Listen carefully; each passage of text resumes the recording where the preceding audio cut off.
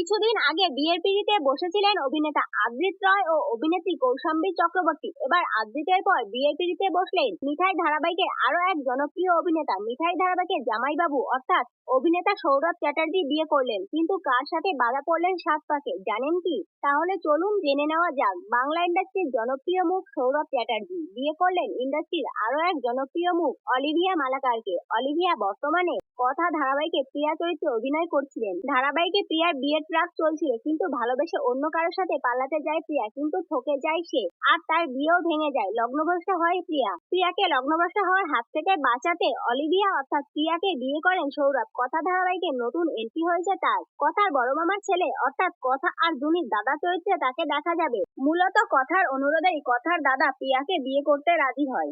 কথা ধারাবাহিকে সৌরভকে দেখে আপনাদের কেমন লাগলো কমেন্টে জানাবেন। এরকম নিত্য নতুন আপডেট পেতে ভিডিওটি লাইক ও চ্যানেলটি সাবস্ক্রাইব করে পাশে থাকবেন। ধন্যবাদ।